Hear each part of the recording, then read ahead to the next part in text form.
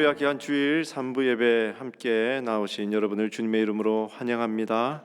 이 시간도 우리의 마음과 정성을 다하여 하나님을 찬양하며 나아갈 때 하나님께서 우리의 예배를 기뻐 받으실 줄로 믿습니다. 이 시간 함께 한 목소리로 하나님께 찬양하며 예배하도록 하겠습니다. 이곳에 오셔서 이곳에 앉으소서. 이곳에서 드리는 예배를 받으소서.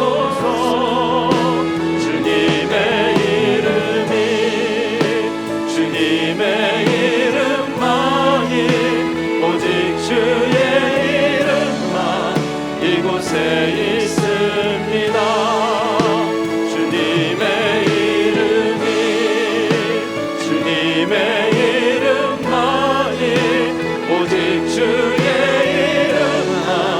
이곳에 있습니다.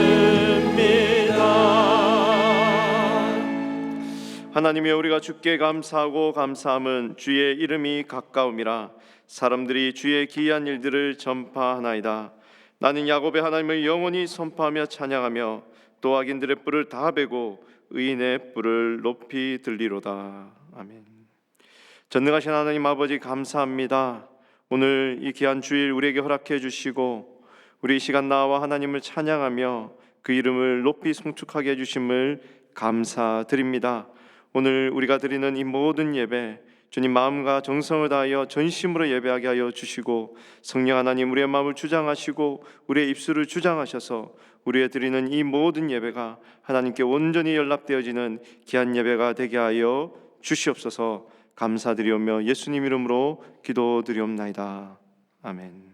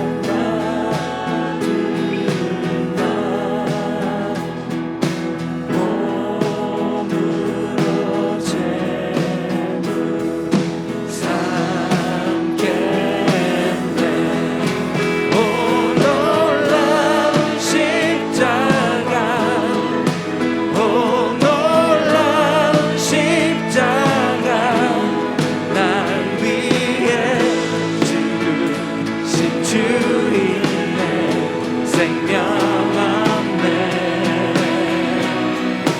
오 놀라운 십자가, 오 놀라운 십자가, 오 놀라운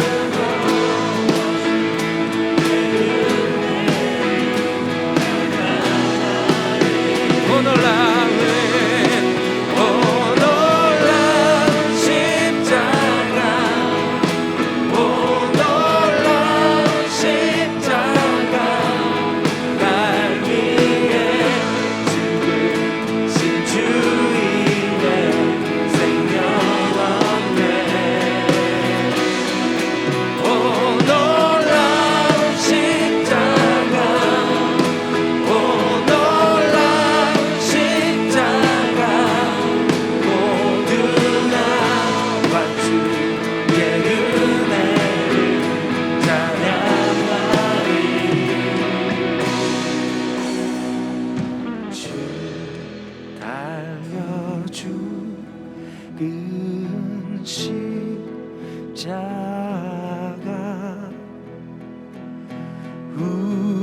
우리가 생각할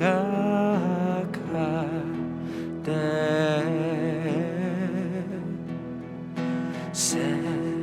세상에서 한요심은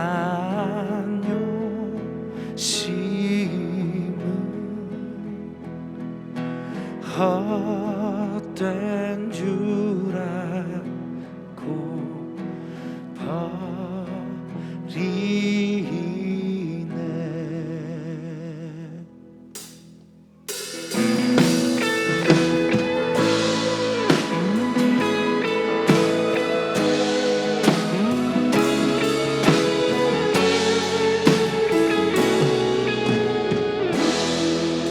따스한 성령님, 성령님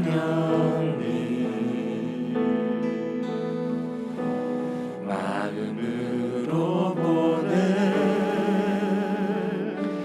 내 몸을 감싸며 지워지는 평안함 만족감을 느끼네. 다시 고백합니다. 따스한 성령님, 따스한 성령님 마음으로 보내 내 몸을 감싸며 주어지는 평안함 만족감을 느끼네. 부르신 곳에서 나는 예배하네. 어떤 상황에도 나는 예배하네. 부르신 곳에서 나는 예배하네. 어떤 상황에도 나는 예배하네.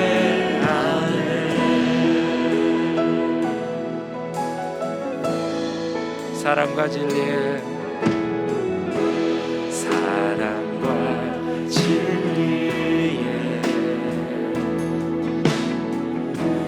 한 줄기 빛 보내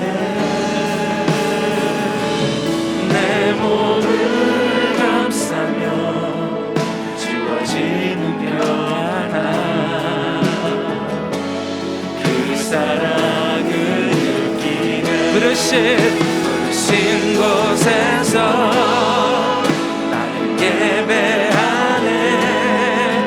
어떤 상황에도 나는 예배하네. 부르신 곳에서 나는 예배하네.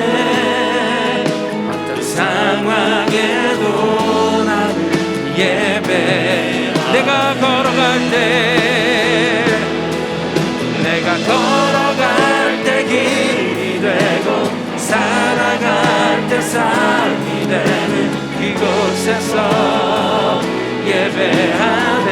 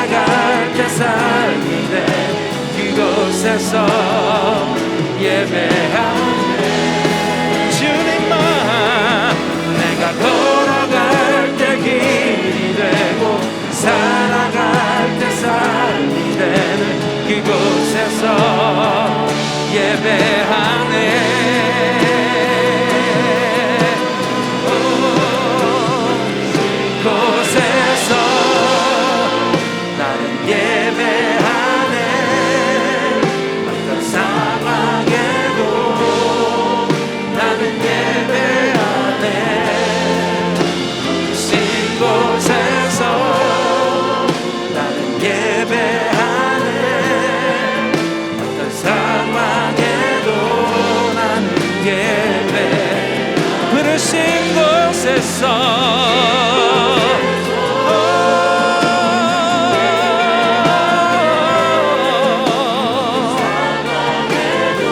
주님 오늘도 우리도 우리 입술을 열어 주님을 예배합니다. 우리의 마음을 열어 주님을 경배합니다. 주님이 계신 곳 나는 예배합니다. 예배합니다.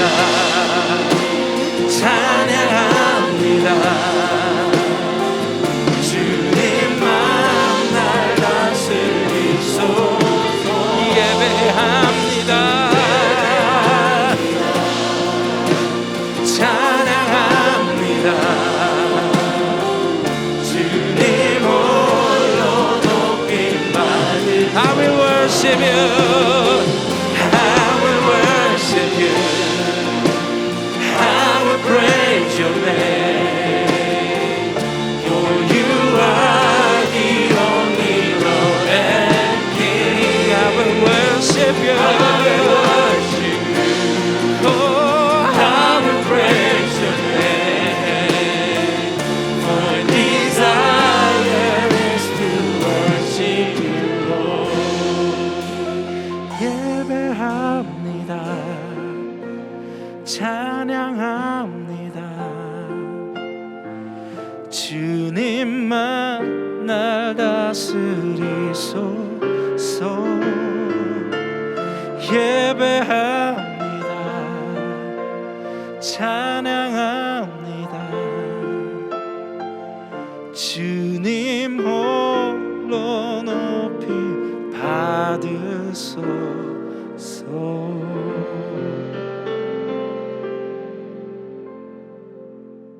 기도하시겠습니다. 너희는 이전 일을 기억하지 말며 옛날 일을 생각하지 말라.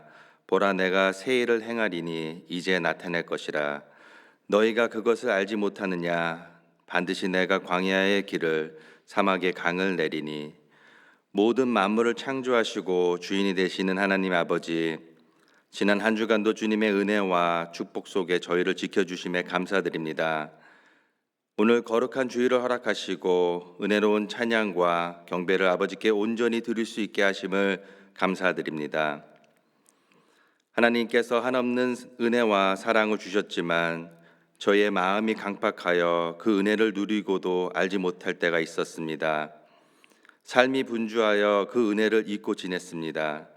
부족한 저희들을 불쌍히 여겨주시고 저희의 삶을 하나님께 온전히 드려 진심으로 회개하며 성령님과 동행할 수 있도록 인도하여 주옵소서. 이 시간 드려지는 예배를 통해서 저희 마음속에 주님의 사랑과 은혜가 넘치도록 허락하여 주시옵소서. 지난 1년간 코비드-19이란 광야의 길에서 두려움과 어려움이 엄습하여 저희의 삶이 많이 바뀌었습니다. 근심과 고통 속에 소외된 마음을 위로하여 주시고 시련과 고통의 시간에도 하나님께 찬양과 경배를 드릴 수 있도록 안수하여 주옵소서. 하나님 아버지, 오늘 3월 29일부터 드려지는 애니 암스트롱 선교 새벽제단을 온전히 주님께 맡겨드립니다. 이 땅의 최초의 선교사이신 예수님의 사랑이 가득한 새벽제단이 되게 하시고 성령의 임재해 주실 줄 믿습니다. 하나님이 십자가에 달리심으로 우리 죄를 용서하시고 부활하심으로 우리의 삶이 매일매일 드려지는 예배가 되도록 축복하여 주옵소서.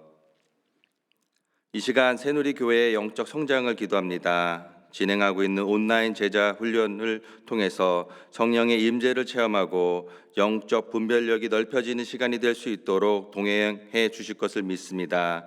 제자 훈련을 통해서 주님의 일꾼으로 다시 태어나는 귀한 시간이 되도록 축복하여 주시고 오직 예수 그리스도의 은혜만 구하며 끝까지 완주할 수 있도록 주님 함께하여 주옵소서. 4월 4일부터 열리는 뉴송 예배를 위해 기도합니다. 하나님의 사랑하는 귀한 지체들이 주님께 찬양과 경배를 드리고 성령님과 함께하는 귀한 3부 예배가 되도록 인도하여 주옵소서. 부족함 속에서도 주님께서 은혜를 가득 채워 주실 줄 믿습니다. 믿음의 지체들과 성령의 동역자들이 모여 아름다운 예배를 드릴 수 있도록 저의 마음을 이끌어 주옵소서. 오늘 말씀을 선포하실 박성근 담임 목사님께 맑은 영성과 건강을 허락하시고 생명의 생수 같은 능력을 더하셔서 선포하시는 말씀을 통해서 부족한 저희의 믿음의 지경이 넓어지도록 인도하여 주옵소서. 이 시간 드려지는 현장 예배와 온라인 예배를 통해서 오직 하나님의 영광만이 충만한 예배가 되도록 인도하여 주옵소서. 이 모든 말씀 우리 주 예수 그리스도의 이름으로 기도드립니다. 아멘.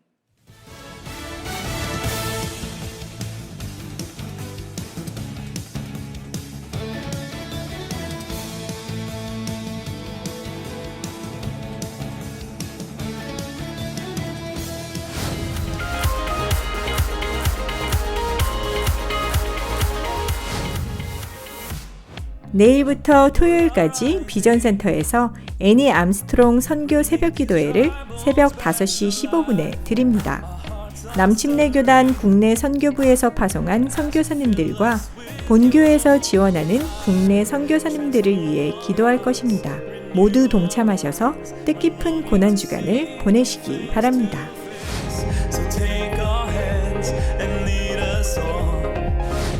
다음 주일부터 3부 뉴송 예배를 오전 11시 30분에 오픈합니다. 넓은 본당에서 충분한 간격을 유지한 상태에서 마스크를 착용하고 안전하게 드릴 것입니다. 그동안 온라인 예배를 드렸던 모든 성도님들의 참여를 환영합니다. 현장 예배에서 경험하는 생생한 감동과 풍성한 은혜의 말씀을 통해서 지친 우리의 영혼이 회복되는 시간이 될 것입니다.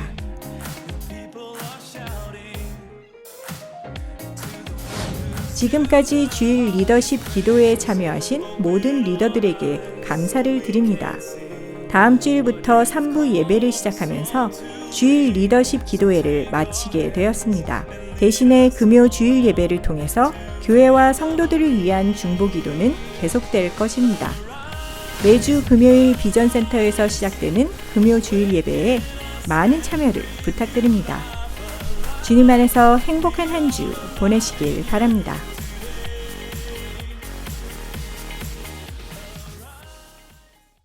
오늘 귀한 예배 함께 하신 여러분 모두를 다시 한번 주님의 이름으로 환영합니다. 또 각 가정에서 또 여러 처소에서 온라인으로 예배하시는 모든 분들도 진심으로 환영합니다. 아신 대로 오늘이 고난주일입니다. 예수님께서 예루살렘을 입성한 날을 기념해서 종려주일이라고 부르기도 하죠. 그래서 내일부터 우리 한 주간 동안 고난주간 특별 새벽 기도를 갖습니다. 저희 교회에서는 우리 애니 암스트롱 선교를 위한 기도 주간으로 설정을 하고 우리 국내 선교를 위한 기도를 할 것입니다. 구성전이 아니고 비전센터에서 모이니까 착오 없으시기를 바랍니다. 또한 금요일 저녁에 7시 반에 우리 성금요일 예배가 있는 거 꼭 기억하시고 모두 나오셔서 함께 또 찬양도 하고 또 헌신도 하는 시간 가지시기를 바랍니다. 다음 주일이 부활주일이죠. 이제 부활주일을 계기로 그동안 닫혀있던 교회 사역들의 문을 하나씩 열려고 합니다. 그 중에 첫 번째가 우리 3부 예배를 부활절을 계기로 다시 시작하려고 합니다. 더 넓은 공간에서 많은 분들이 모일 수 있기 때문에 여러분께서 3부 예배에도 많이 참석해 주시고 또 많이 알려주시기를 바랍니다. 선데스쿨 사역도 다시 재개가 될 것입니다. 그리고 약물이도 이제 하나씩 다시 모임을 시작하려고 합니다. 제가 신문에 보니까 4월부터 아마 경제재해 그 레벨이 오렌지로 격상이 되면서 마켓 같은 경우는 인원 제한이 없어지게 되고 식당이나 교회나 극장 같은 경우도 50%까지 그 인원이 확대된다고 합니다. 그러니까 사실 충분히 나오셔도 모일 수가 있고 안전합니다. 그럴지라도 마스크는 꼭 하시고 나오시기를 바랍니다. 우리 그 외 나머지 광고들 잘 참조하셔서 함께 동참해 주시길 바랍니다. 이 시간 함께 기도하겠습니다. 좋으신 하나님 감사합니다. 끝날 것 같지 않던 코로나가 이제 그 끝이 보이게 하시고 하나님이 준비하신 새로운 창들이 열려지게 하신 것을 감사합니다. 이와 같은 때에 우리의 마음을 추스리고 기도의 질환으로 함께 모여서 전심을 다해 기도하고 하나님을 붙잡는 우리 모두가 되게 하여 주옵소서. 이 시간 주님의 은혜와 사랑이 너무 감사해서 소중한 예물을 주님 앞에 올려드립니다. 말씀에 순종해 드리는 11조물을 축복하시고 감사의 제목들, 선교를 위해 드려진 헌물들, 또 섬김과 구제를 위해 드려진 모든 헌물들을 축복하셔서 주의 영광 위에 바르게 쓰임받는 거룩한 예물 되게 하여 주옵소서. 감사드리오며 예수님의 이름으로 기도하옵나이다. 아멘.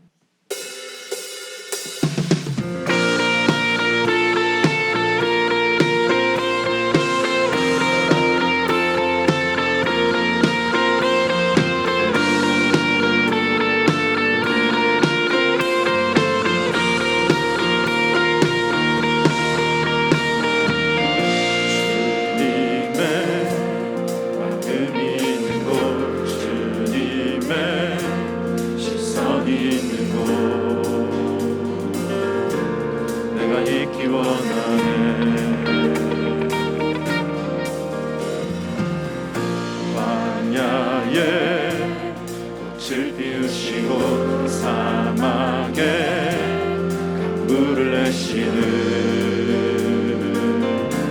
주의 놀라운 손길 마르고 꽃은 시드나 주의 말씀은 영원하네 마르고 꽃은 시드나 주의 말씀은 영원하네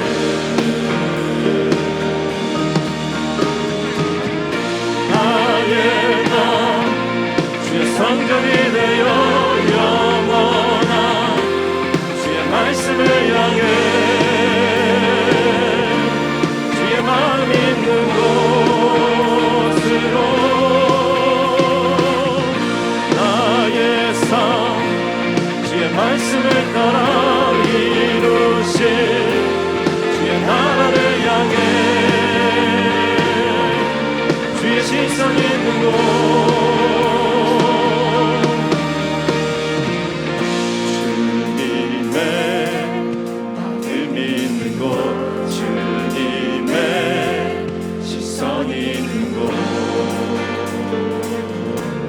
내가 있기 원하네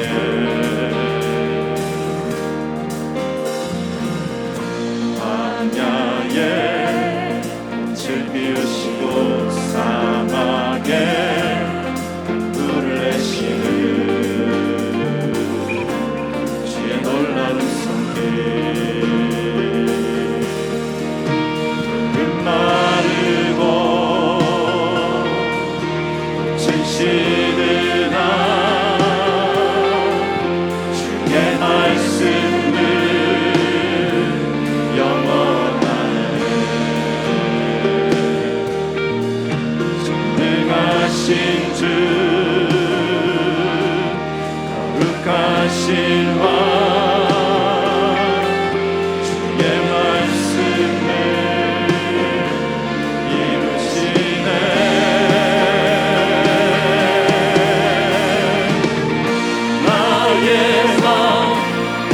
성전이 되어 영원한 주의 말씀을 향해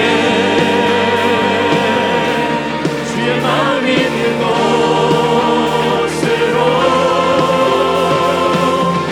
나의 삶 주의 말씀을 따라 이루실 주의 나라를 향해 주의 시선 있는 곳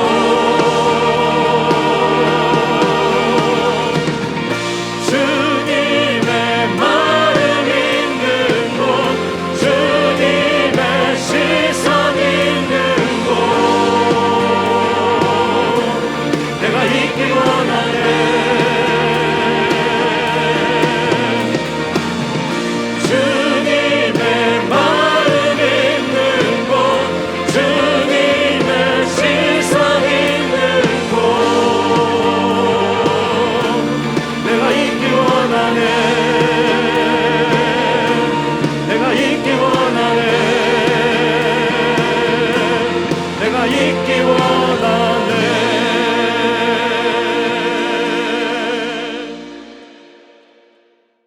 단 하나의 복음.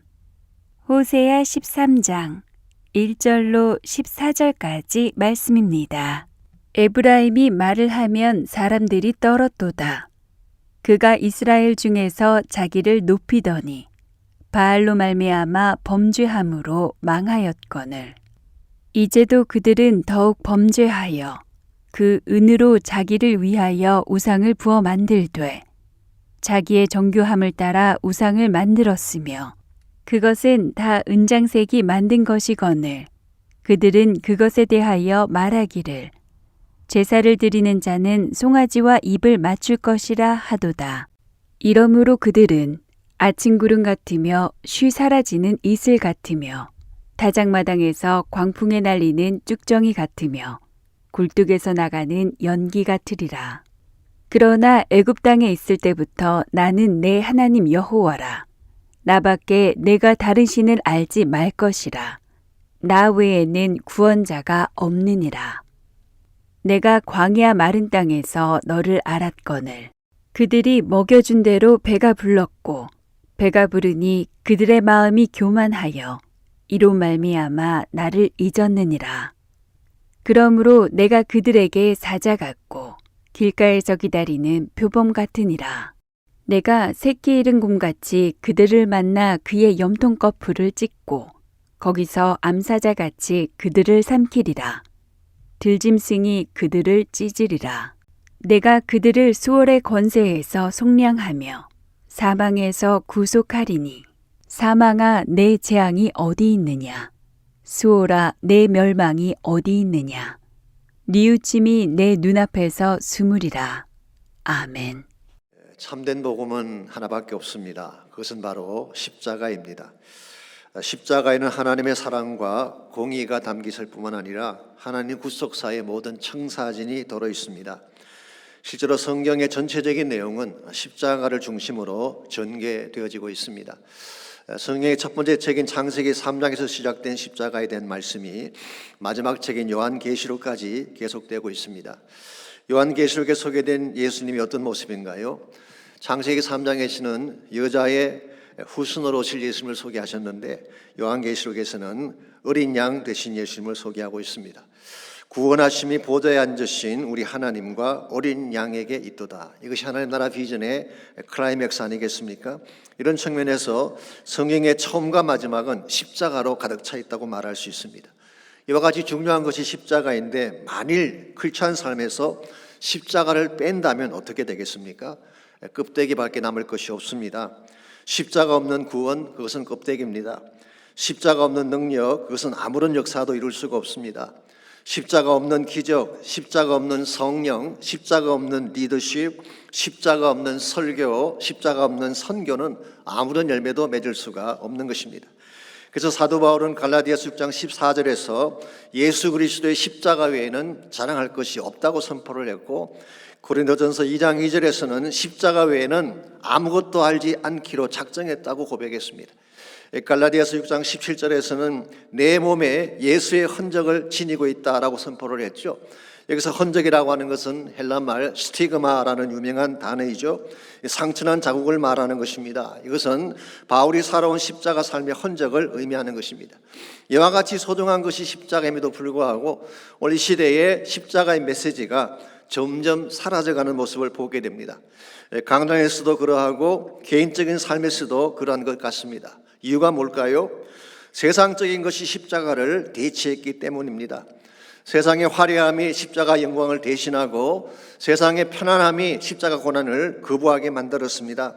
세상의 지식과 찬란한 문화가 하나님 말씀을 격화시키고 물질적 풍요와 쾌락이 거룩한 삶을 대체하고 말았습니다.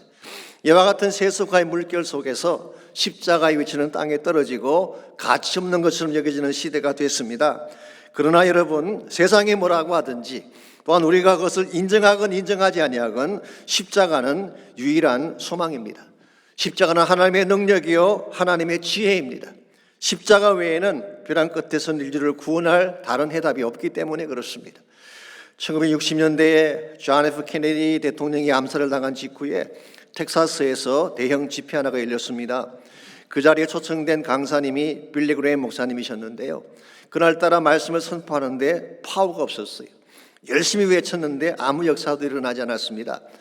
음악이나 장비가 나쁜 것도 아니었고 모인 사람들의 숫자가 적은 것도 아니었습니다. 그런데 왜 평소와 달리 무기력한 설교밖에 할 수가 없었는가? 자책감이 든 빌리 그레이엄 목사님이 집회가 끝난 후에 강단 앞에 엎드려서 기도를 하고 있는데 독일에서 온 한 형제가 이 빌리 그레이엄 목사님을 잘 아는 형제인데요, 이렇게 말을 건넸습니다. 목사님, 오늘 왜 평소와 달리 역사가 없었는지 아십니까? 멈칫 놀라 바라보는 빌리 그레이엄에게 그 사람이 이렇게 말을 합니다. 오늘 목사님의 설교에 다른 것은 다 있었는데 십자가가 없었습니다. 십자가가 빠진 설교가 무슨 역사를 이루겠냐는 충고를 해 주었어요. 이 말에 충격을 받은 빌리 그레이엄 목사님이 그 이후로는 어디를 가든지 어떤 오케이전에 서든지 어떤 설교든지 십자가를 빠뜨리지 않았다는 유명한 일화가 있습니다. 여러분, 아무리 많은 것을 갖추어도 십자가가 빠지면 변화를 가져올 수가 없는 것입니다. 거기는 생명력이 없기 때문에 그렇습니다. 이것은 설교만 해당되는 것이 아니라 크리스찬 삶 전체가 그렇습니다. 십자가가 빠지고 나면 기독교는 허구한 종교 껍데기에 불과한 것입니다. 이런 면에서 정말 이 시대에 교회가 다시 교회다워지기를 원한다면 피 묻은 십자가로 돌아가야 됩니다. 우리 개인의 삶에서 진정한 치유와 회복이 일어나기를 소원한다면 십자가를 가슴에 품어야 되는 것입니다. 왜냐하면 십자가만이 우리 삶을 새롭게 할 유일한 능력이기 때문입니다. 그렇다면 십자가에는 어떤 능력이 있을까요? 우리가 그 능력을 붙잡게 되면 과연 어떤 축복이 우리 삶 가운데 주어지게 될까요? 오늘 봉독한 본문을 중심으로 이것을 함께 정리해 보려고 합니다. 오늘 같이 읽은 본문에 보시면 패망의 벼랑 끝에 선 이스라엘을 향한 하나님의 최후 통첩이 기록되어 있습니다. 먼저 1절 말씀 보시면 에브라임이 가지고 있던 원천적인 문제가 무엇인지를 소개하고 있습니다. 1절, 에브라임이 말을 하면 사람들이 떨었도다. 그가 이스라엘 중에서 자기를 높이더니 바알로 말미암아 범죄함으로 망하였거늘 했습니다.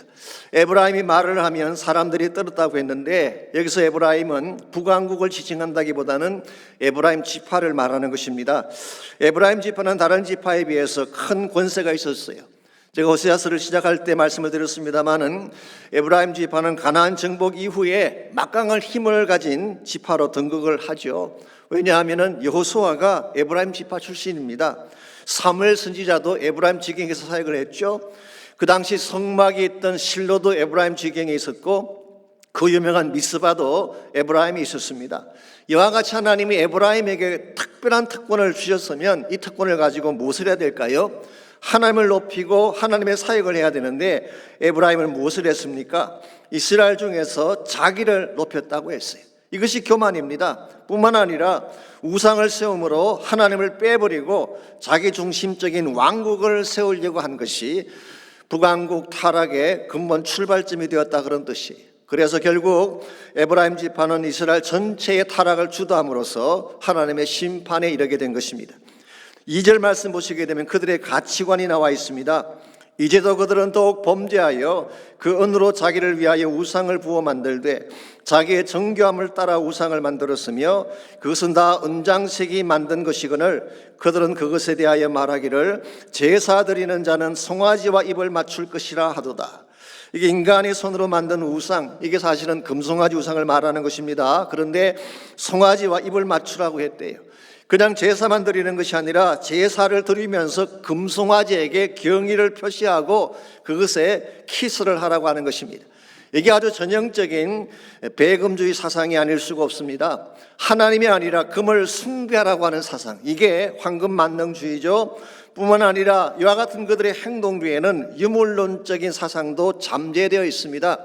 눈에 보이지 않는 하나님보다도 손으로 만질 수 있는 탄저블한 우상을 더 숭상하는 마음, 이게 바로 유물론적인 사고의 틀이죠. 이와 같은 것은 대단히 위험하고 하나님이 기뻐하지 않는 삶의 형태입니다. 사실 오늘날 이 시대도 보게 되면 이와 유사한 현상들을 많이 볼 수가 있습니다. 특별히 미국이나 한국 사회를 보십시오. 돈이면 다 돼요, 이와 같은 배금주의 사상이 꽉 차 있지 않습니까? 미국의 힘이 어디서 나오는지 아십니까? 월스트리트에서 나옵니다. 미국은 금융시장이 움직이고 있다고 해도 과언이 아닌 것입니다. 이건 단순히 저 개인의 생각만이 아닙니다. 로렌 커닝햄이 쓴 벼랑 끝에서는 용기라는 책이 있는데요. 그 책에 보시게 되면 커닝햄 목사님은 에스겔 28장에 나오는 두로 왕을 월스트리트의 왕이라고 불렀어요. 이 두로 왕은 그 당시 무역으로 전 세계를 지배하려 했던 왕인데, 그런데 두로 왕의 진짜 실체는 사탄이라는 것입니다. 이 사탄은 돈에 대한 욕망을 이용해서 사람을 지배하고 무역, 과학, 기술, 건강, 정부, 정치, 대중매체, 요즘 말하는 SNS를 포함한 모든 미디어를 말합니다. 예술, 오락, 스포츠, 교육, 심지어 교회와 가정까지 지배하려 든다고 커닝햄 목사님은 지적을 하셨어요. 이게 소위 말하는 Kiss the Golden Calf, 금송아지의 키스하라라고 하는 에브라임의 정신을 말하는 것입니다. 이 시대에 이와 같은 것들이 팽배해요. 오늘 하나님의 교회가 정신 차려야 될 이슈가 여기 있습니다. 뿐만 아니라 눈에 보이는 것을 전부라고 생각하는, 만질 수 있는 것만이 진짜라고 생각하는 유물론적인 인생관도 우리는 경계할 필요가 있습니다. 요즘 젊은 세대가 과학과 첨단 기술을 맹신한 나머지 눈에 보이지는 하나님을 우습게 여기는 경향이 있잖아요. 저는 개인적으로 굉장히 우려를 표합니다. 저도 과학의 중요성을 잘 압니다. 과학을 신뢰하는 사람 중에 하나입니다. 그러나 과학이 과연 인생의 모든 문제를 푸는 해답이 될까요? 그렇지 않습니다. 과학이 할 수 있는 것은 지극히 작은 분야에 불과한 것입니다. 예를 들어서 기상청이 일기를 예보할 때, 요즘은 인공위성으로 관찰해서 그런지 모르지만 시간 단위로 나누어서 일기를 예보합니다. 언제 몇 시부터 비가 올지, 언제 스톰이 몰려올지 정확하게 알려주고 있죠. 그런데 기상청이 이 폭우나 스톰 자체를 컨트롤할 수가 있을까요? 그건 할 수가 없습니다. 지진이 일어나고 쓰나미가 찾아오는 것을 막을 수는 없어요. 이것은 오직 하나님만이 하시는 것입니다. 이런 의미에서 하나님에게 절대적인 권위를 드리고 하나님을 신뢰해야지 눈에 보이는 것만 따라가는 것은 대단히 위험한 현상인 것입니다. 4절에서 6절을 보시게 되면 에브라임이 가지고 있던 세 번째 문제가 지적되고 있습니다. 그것은 한마디로 요약하면 영적 망각 정세라고 부를 수 있는 것입니다. 4절 말씀해 보시게 되면 애굽 땅에 있을 때부터 나는 내 하나님이라 그러셨어요.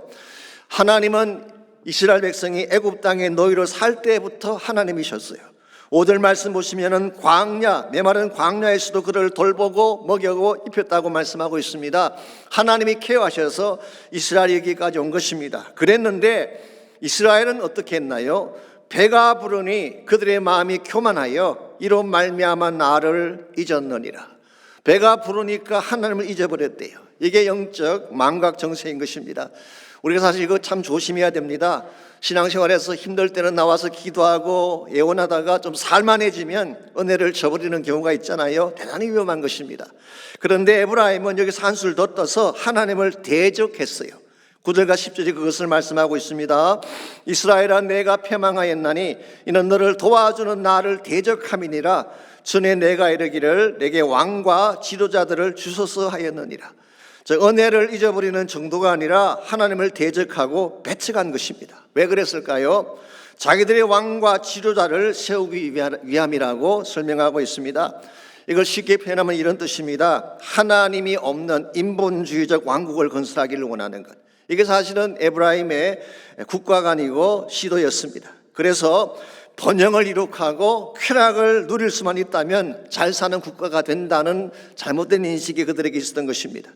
사실 요즘 미국을 제가 볼 때에 참 우려되는 면이 이런 면입니다. 미국을 잊게 한 근본 원인자가 하나님이신데 이제 하나님을 빼버리고 인본주의적 나라를 만들려고 시도하고 있지 않습니까? 그래서 평등법을 통과시키고 마리화나를 합법화시키고 또한 아시는 대로 hate crime, 인종차별적인 정오 범죄들이 일어나게 하고 이 모든 것들이 하나님을 떠날 때 일어날 수 있는 현상들이에요. 대단히 위험한 현상입니다. 이와 같은 에브라임의 행동에 대해서 하나님은 어떤 보응을 준비하고 계실까요?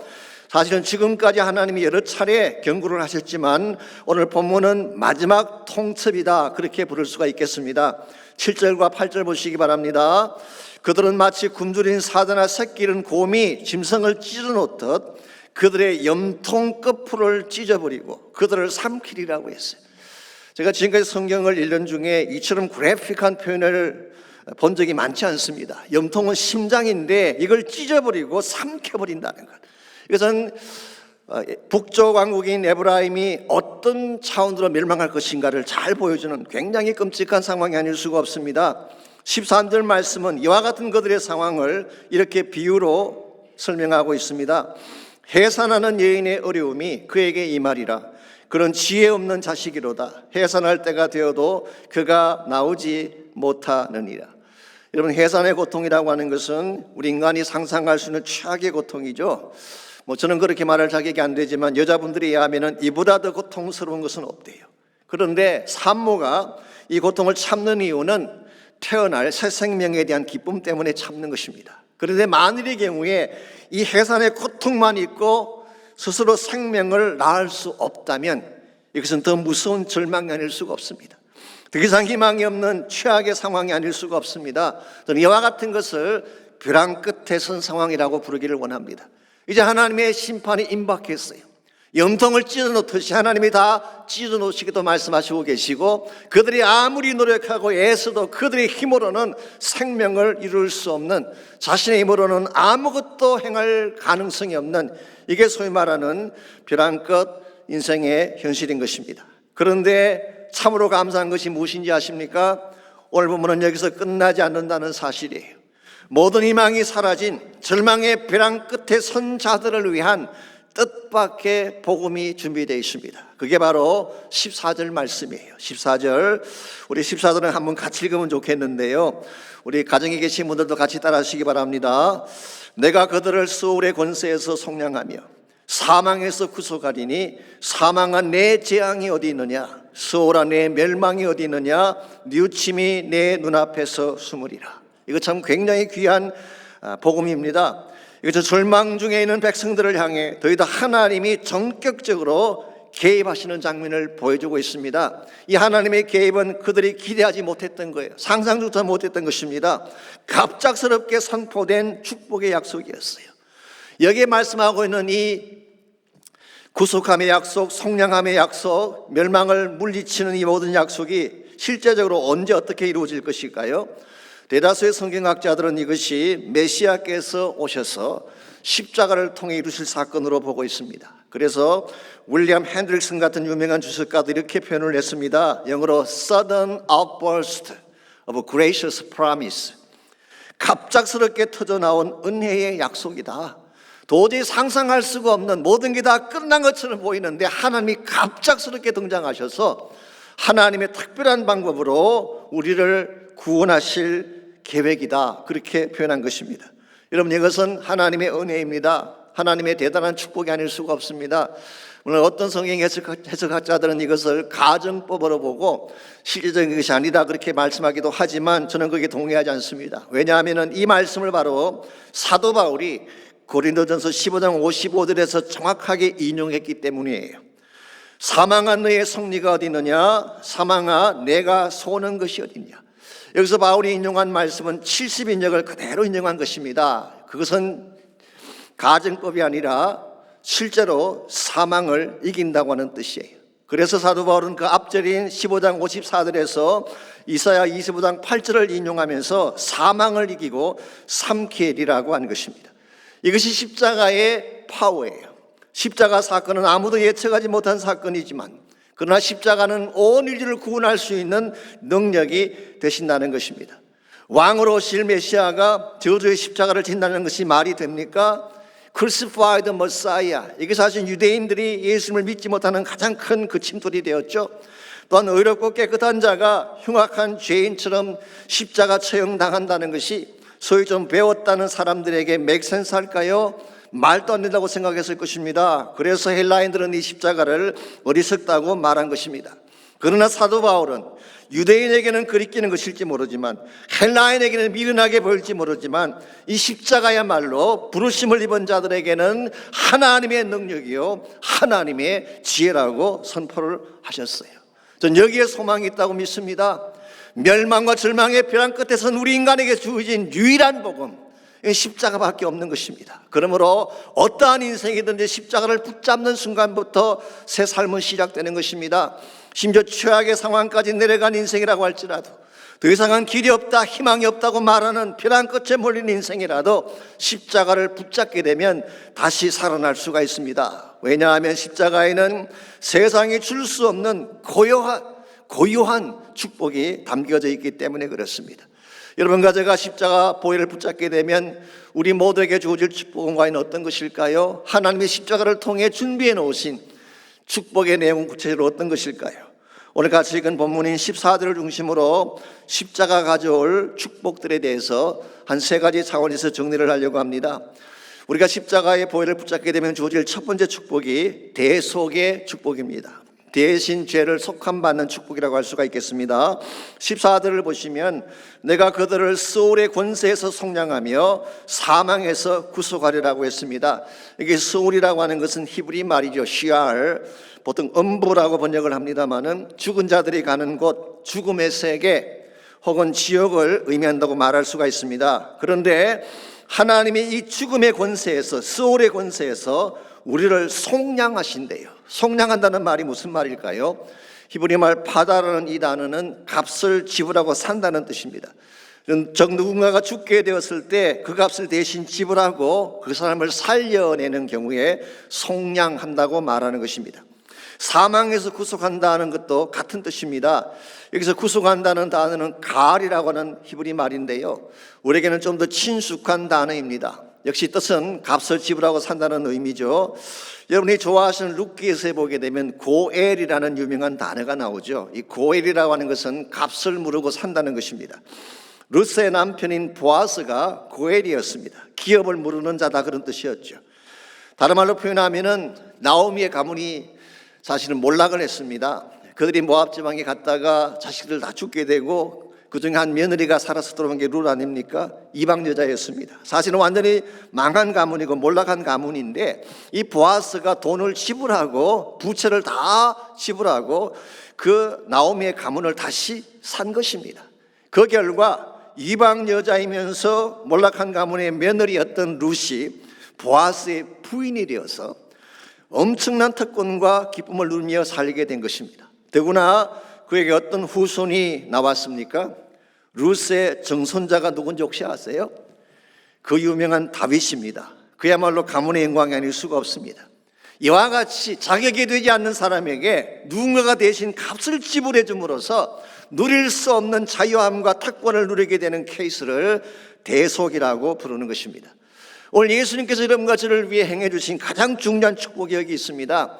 예수님께서 십자가에서 피 흘려 돌아가심으로 말미암아 여러분과 저가 지불해야 될 죄에 대한 대가가 다 페이오프 된 것입니다. 예수님이 다 지불을 완료해 주셨어요. 이와 같은 것을 신학적으로는 대속적 속죄 죽음이라고 부릅니다마는 이건 굉장한 축복이 아닐 수가 없습니다. 우리 인간이 가지고 있는 가장 무서운 질병이 뭔지 아시죠? 죄의 질병입니다. 모든 고통과 모든 불행은 여기서 시작되고 있습니다. 이걸 처리하지 않으면요, 무엇을 해도 행복할 수가 없고 무엇을 해도 마음의 기쁨을 누릴 수가 없습니다. 죄라고 하는 것은 우리의 전 심령을 상하게 만드는 엄청난 파워이기 때문에 그렇습니다. 그래서 영국의 복음주의 신학자였던 존 스타트 목사님은 신약 성경에 나오는 5가지 용어를 가지고 죄를 이렇게 설명하시면서 이렇게 결론을 내렸어요. 죄라고 하는 것은 흔히 생각하는 것처럼 몇 가지 잘못을 범하거나 잘못된 생각이나 감정 정도를 말하는 것이 아니라 인간의 실존 자체를 말하는 것이다, 그런 이야기를 했어요. 인간의 존재 자체가 죄의 덩어리라는 것입니다. 그러므로 실존의 근본을 바꾸지 아니하면 죄는 처리되지 않는 것입니다. 그래서 우리가 죄를 짓고 난 후에 후회하지만 또 나오고 또 나오고 또 나오는 이유가 여기 있는 것입니다. 마치 그것은 호수바닥에 뿌리를 내리고 있는 독초와 같다고 말할 수가 있습니다. 독초가 그 밑에 뿌리를 내리고 있는데 독초는 그냥 둔 채 호수물을 갈아준다고 생명이 살아나겠습니까? 겉으로 보이는 몇 개의 가지를 친다고 해서 그 문제가 해결되겠습니까? 이 독의 근본 뿌리를 뽑아내지 아니하면 그 호수 안에는 생명이 존재할 수가 없는 것입니다. 죄가 이와 같은 것입니다. 우리의 힘으로 잘라낼 수가 없어요. 우리의 노력만으로, 우리의 시도만으로 죄 문제를 처리할 수가 없습니다. 그래서 하나님께서는 예수님을 통해서 십자가만이 죄의 유일한 해답이기 때문에 십자가 사건을 통해서 죄의 문제를 처리해 주신 거예요. 그러므로 어떠한 사람이든지 십자가 앞에 나아가서 보혈의 피부름을 받게 되면 그때 비로소 우리 죄 문제가 처리되게 되고 나를 덮고 있던 모든 죄의 영향력으로부터 자유함을 입게 되고 참된 차원에서의 인간의 존엄성을 회복할 수 있게 되는 거예요.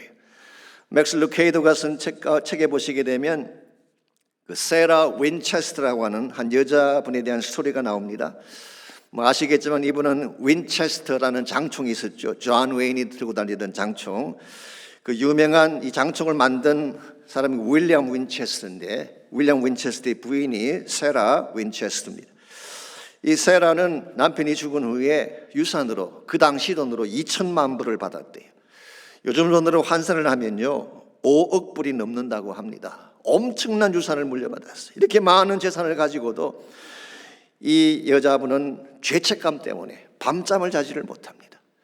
그 총으로 수많은 인디안들과 서부 개척자들을 죽였죠. 그래서 그 혼령들이 밤마다 자신을 쫓아오는 것 같아서 이 죄책감에서 잠을 자지 못해요. 그래서 유일하게 한 가지 방법이 이 죄책감을 풀기 위한 방법이 집을 짓는 것이었어요. 그래서 16명의 목수들을 고용을 하고 매일 24시간 방과 거실과 그 집안에 있는 모든 것들을 짓게 했습니다. 이걸 해야만 본인이 죄에서 벗어날 수 있다고 믿었기 때문에 이렇게 하기를 38년간을 했대요. 이분이 돌아가신 후에 그 집에 들어가 봤더니요 부엌이 6개, 화장실이 13개, 계단이 40개, 파이어플레이스가 47개, 스카이라이트가 52개, 문이 467개, 유리창이 1만 개, 그리고 160개의 방으로 만들어져 있었습니다. 저도 사실 오래전에 그곳을 가본 적이 있습니다. 산호세 가시면은 그 집을 볼 수가 있어요. 여러분 이와 같이 밤마다 집을 짓고 방을 만든다고 해서 죄가 떠나가겠습니까? 맥스 루케이드는 이와 같은 세라를 과거의 망령에 사로잡힌 불행한 인생이라고 표현했어요. 과거의 죄책감에 묶여있는, 과거의 아픔과 과거의 상처에 묶여있는 그 결과 아무것도 행할 수 없는 불행한 존재가 바로 이와 같은 케이스라는 것입니다. 이와 같이 나를 얽매고 있는 죄의 짐들, 과거의 무거운 죄책감들을 풀 수 있는 유일한 길이 뭘까요? 집을 짓는다고 되겠습니까? 대리석으로 집을 꾸미고 돈으로 보석을 산다고 이것이 처리되겠습니까? 안 됩니다. 예수님의 보혈만이 죄사함에 대한 유일한 해결책이에요. 그러므로 정말 죄 씻음 받기를 원하고 과거의 모든 죄책감에서 자유함 부리기를 원한다면 예수님의 보혈 앞에 나오셔야 돼요. 나를 자백하고 주님의 피분을 받게 되면 그때 진정한 차원의 회복과 자유가 주어지는 것입니다. 왜냐하면 주님은 내가 지불해야 될 모든 대가를 이미 지불해 주셨기 때문에 Jesus paid it all. 예수님이 다 지불해 주셨기 때문에 이사야 선지자는 이와 같은 사실에 기초해서 이런 초청을 우리에게 주고 있습니다. 오라 우리가 서로 변론하자. 너의 죄가 주홍 같을지라도 눈과 같이 희어질 것이요 진홍같이 붉을지라도 양털같이 희게 되리라.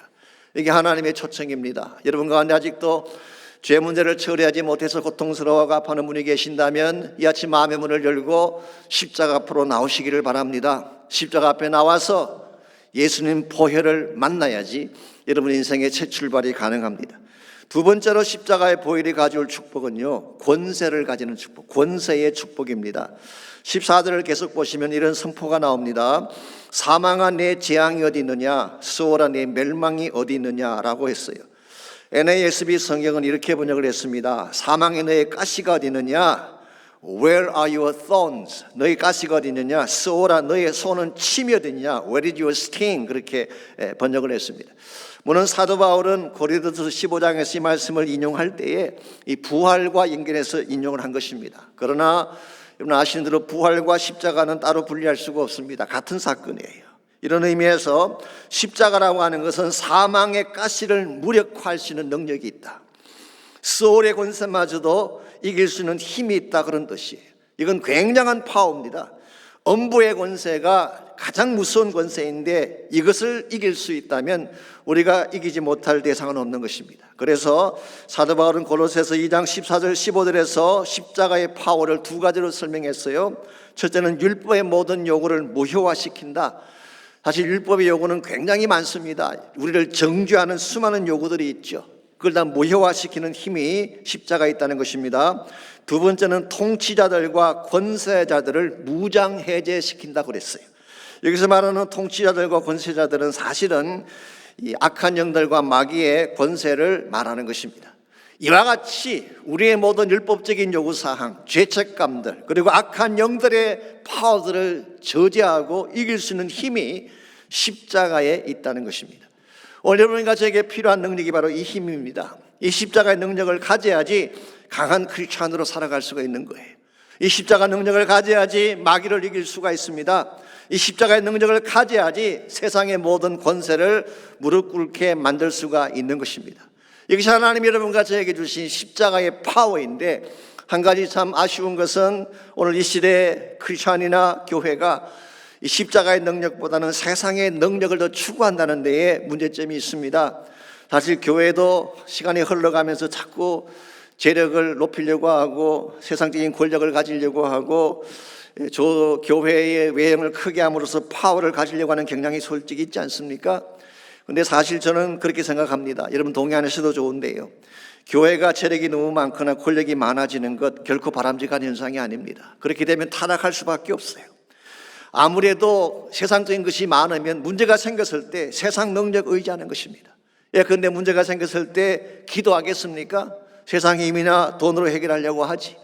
이런 측면에서 교회가 진짜로 필요로 하는 것은 세상의 파워가 아니라, 세상의 재력이 아니라 십자가의 능력이에요. 이 십자가 능력이 살아있어야지 참 교회가 교회다워지는 것입니다. 제가 얼마 전에 한국의 목사님 한 분이 올린 글을 제가 읽고 마음에 공감을 느꼈던 적이 있습니다. 이분이 약 40년 전에 다니시던 시골 교회가 있었는데요, 그 교회를 개척한 주역은 6.25 직후 전쟁 통해 피난온 피난민들이 세운 교회였습니다. 그리고 그 당시 교회를 섬기던 전도사님은 신학교도 제대로 못 나오시고 찬송가 곡조도 제대로 못 부르시는 그런 분이었대요. 그분의 설교는 자장가와 비슷해서 다 졸고 앉아있고 격식과 내용도 굉장히 빈약을 했습니다. 그런데도 불구하고 그 교회는 능력이 있었대요. 왜냐하면 오직 십자가 하나만 외쳤기 때문에. 그래서 예배 시간마다 감격의 눈물이 있었습니다. 함께 모여 기도할 때는 천장이 떠나가도록 기도하는 기도의 함성이 있었어요. 그래서 그 교회는 작지만 파워풀한 교회였는데 40년이 지난 후에 다시 그 교회를 가보았더니요, 교회는 크게 잘 지어져 있었어요. 아주 세련되게 잘 지어져 있고 구성원들도 부자들이 많았습니다. 그런데 40년 전에 보았던 그 능력은 보이지 않더라는 것입니다. 그래서 목사님이 이렇게 글을 적으셨어요. 그들은 세련된 문화와 지성으로 교회의 크기를 자랑하지만 기도의 소리는 죽었고 그들의 눈은 생기를 잃었다. 나는 텅 빈 예배당 구석에 앉아서 하나의 대답을 얻었다. 그들은 이제 유대인의 종교성도 찾았고 헬라인의 지혜도 찾았으나 그 대신 오직 십자가와 십자가에 못 박히신 예수만 알기로 한 그 신앙을 잃어버렸다는 사실을 깨닫게 되었다. 십자가를 잃어가는 어리석은 한국교회, 차라리 발전하지 않았으면 좋겠다는 생각마저 든다. 참으로 찔리는 말씀이 아닐 수가 없습니다. 여러분, 교회가 가질 진정한 능력은 세상적인 파워가 아닙니다. 세상적인 파워를 절대로 세상 이길 수가 없어요. 하나님은 교회에 주신 고유한 파워가 있습니다. 세상은 갖지 못했지만 교회가 가지고 있는 고유한 파워가 있어요. 그게 바로 복음의 힘이고 십자가의 능력입니다. 사랑이 파워예요. 지실된 삶이 능력입니다. 세속의 물결 앞에 굴하지 아니하고 거룩함이 진정한 차원의 능력인 줄 믿습니다. 이 능력을 회복해야지 교회가 다시 살아나는 거예요. 세상적인 것 추구하고 세상적인 것을 통해 장식하려고 하는 것 우리는 멈춰야 됩니다. 다시 십자가로 무장을 해야 돼요. 복음으로 무장을 해야지 교회가 다시 회복되는 것입니다. 이와 같이 십자가 보혈이 가져올 첫 번째 축복은 우리 죄가 다 처리되는 속죄의 축복이죠. 두 번째는 능력의 축복입니다. 여기 한 가지 더 나아가서 또 하나의 축복이 있는데요, 치유와 회복의 축복. 이게 바로 십자가 보혈이 가져올 세 번째 축복입니다. 14절 하반부를 보시게 되면 뉘우침이 내 눈앞에서 숨으리라 하는 말씀이 나오죠. 사실 이게 좀 어려운 본문이긴 한데요, 여기서 뉘우침이라는 이 단어는 하나님 편에서의 돌이키심을 말합니다. 그래서 뉘우침이 내 눈에서 숨으리라 이 말의 뜻은 하나님이 한번 작정하신 것은 다시 번복하지 않는다, 그런 뜻입니다. 물론 이것을 반대로 해석하는 분들도 계세요. 뉘우침이라는 단어를 compassion, 긍휼로 그렇게 해석을 하고 더 이상 긍휼은 없다, 그렇게 해석하는 분도 계시지만 여러분이 문맥을 보게 되면 첫 번째 해석이 맞는 것 같습니다. 하나님은 이스라엘 백성이 범죄한 것을 보고 아파하셨어요. 그리고 지금 그들에게 최후의 통첩을 보내고 계십니다. 그렇지만 그들을 향한 하나님의 계획, 하나님의 언약, 하나님의 사랑에는 변함이 없다는 것입니다. 그래서 하나님의 요구는 이것입니다. 지금이라도 너희가 회개하고 내게 돌아오기만 한다면 다시 치유하겠다, 다시 회복하겠다. 이것이 하나님의 심정이고 이것이 바로 복음의 핵심입니다. 이와 같은 하나님의 심정과 하나님의 계획을 가장 극명하게 잘 담고 있는 것이 십자가 사건 아니겠습니까? 이런 의미에서 십자가는 하나님을 떠나갔기에 깨어지고 부서진 인생이 다시 고침받기 위한 치유의 사건이라고 할 수가 있습니다. 어떤 부서진 인생도 어떤 깨어진 인생도 십자가 앞으로 돌아가기만 하면 보혈로 만져주시고 고쳐주시는 것입니다. 그래서 이사야 53장 5절은 십자가 고난의 의미를 다음과 같이 설명하고 있습니다. 그가 찔림은 우리의 허물 때문이요 그가 상함은 우리의 죄악 때문이라. 그가 징계를 받음으로 우리는 평화를 누리고 그가 채찍에 맞음으로 우리는 나음을 받았도다. 십자가 고난이 가져올 두 가지 축복을 나열하고 있죠. 첫째는 평화를 가져왔어요. 예수님의 십자가 고난으로 말미암아 하나님과 원수된 우리 관계가 회복이 됐습니다. reconciliation. 그리고 서로 적대 관계에 있던 이방인과 유대인이 하나 되어지는, 중간에 담을 허물어버리는 하나됨의 축복, peacemaking의 축복이 주어졌어요. 뿐만 아니라 그가 채찍에 맞음으로 나음을 입었다, 모든 질병을 치유하게 되었다, 그런 뜻입니다. 하나님은 십자가를 통하여서 우리 영적인 질병도 치유해 주시지만 마음의 질병도 고쳐주시고 심지어는 육신의 질병까지 치유할 수 있다는 말씀이에요. 여러분, 이 사실을 믿을 때에 십자가의 능력을 붙잡게 됩니다. 아프다고 울고만 있지 말고 십자가 보혈 앞에 나와야 돼요.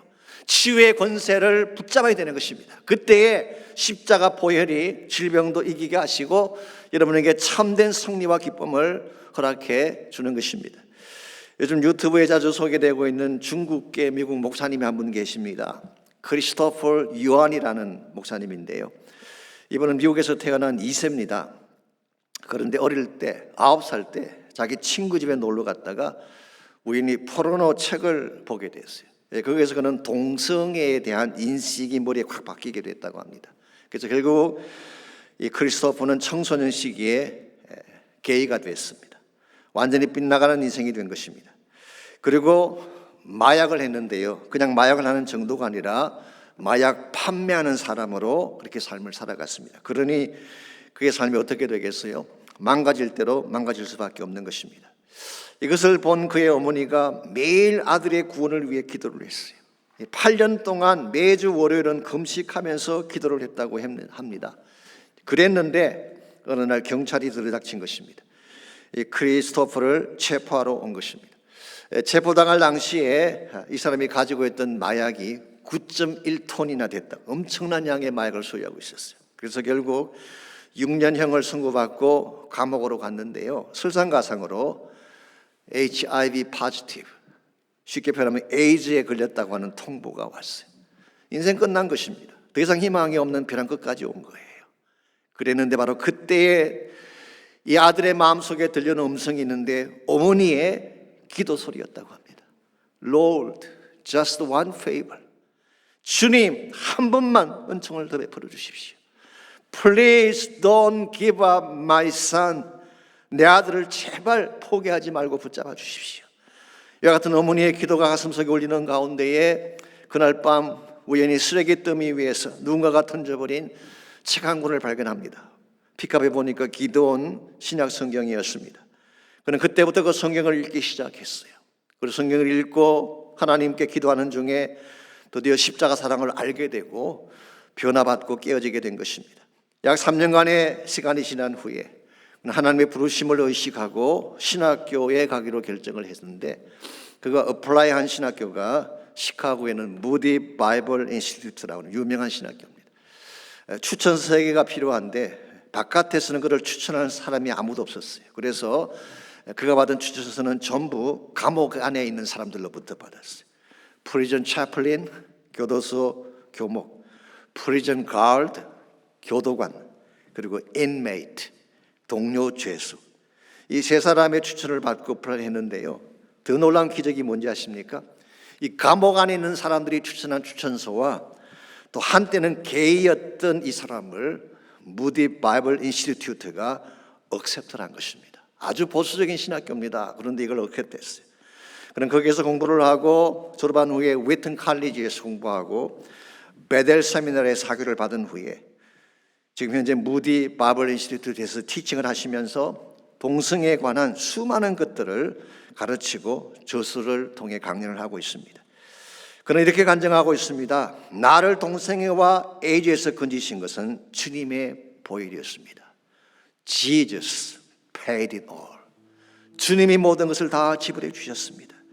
예수의 보혈이 나를 결박과 사망 권세로부터 자유케 해주셨습니다.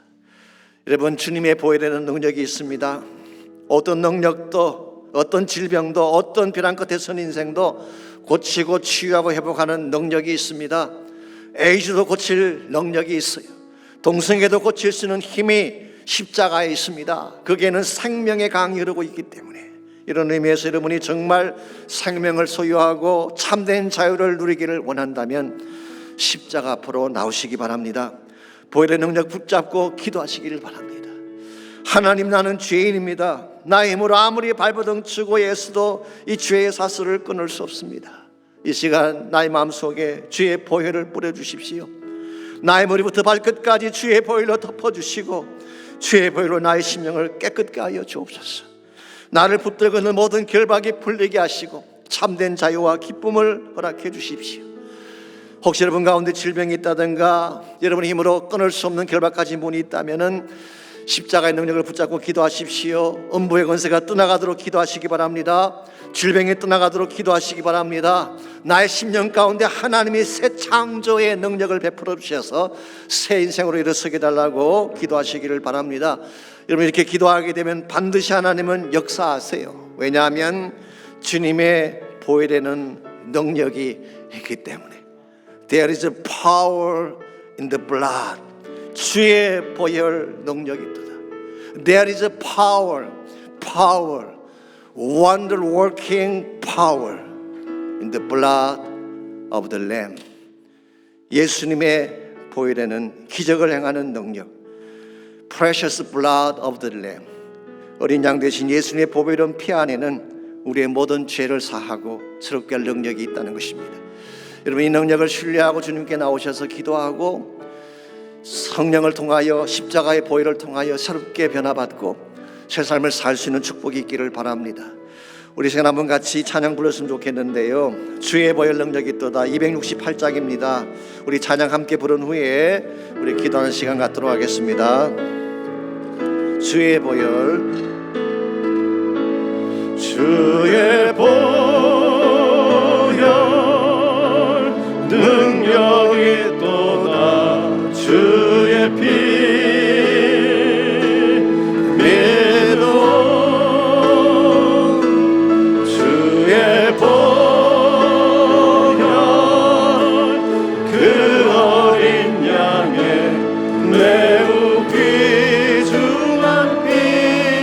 다시 한번 고백합니다. 주의 보혈, 다른 함께 찬양하겠습니다.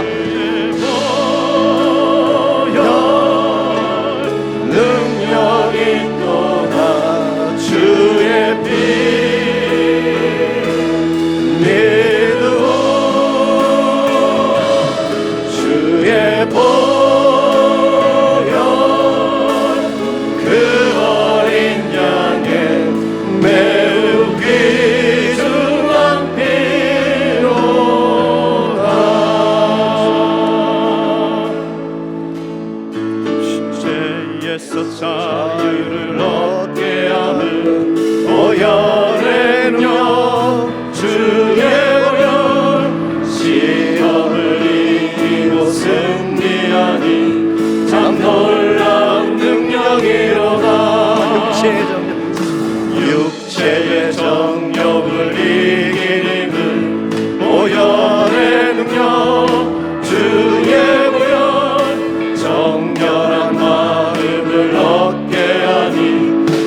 놀라운 능력이로다 주의 보혈 능력이 또다 주의 빛 믿음 주의 보혈 그 어린 양의 매우 귀중한 피로다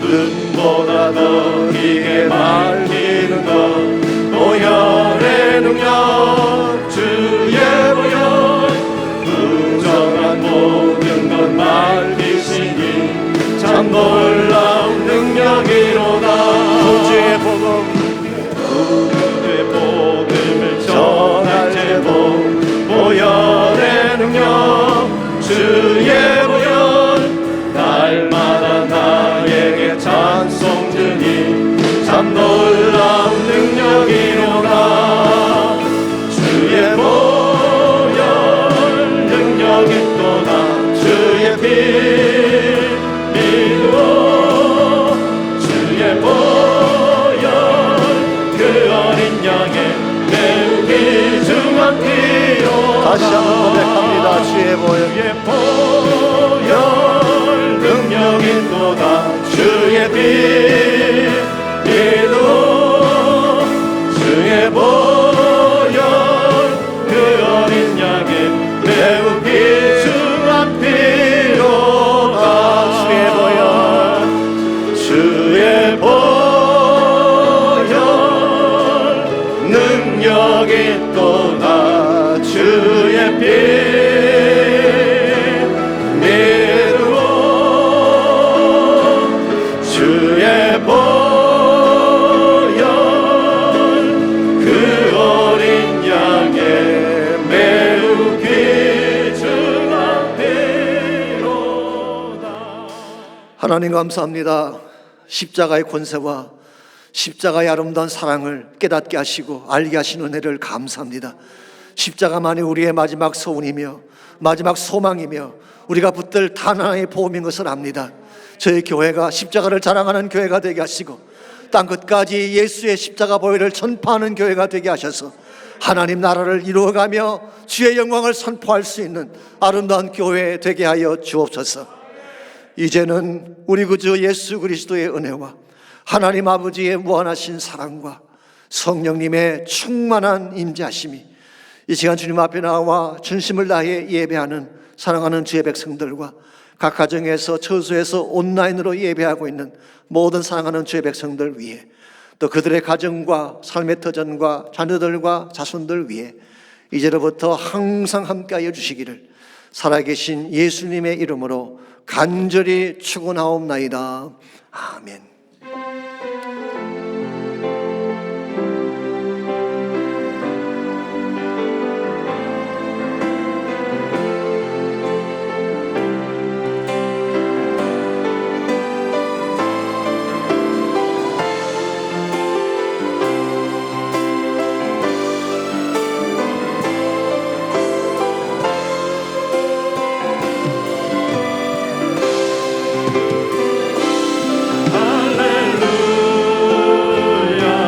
날 자유케 하신 주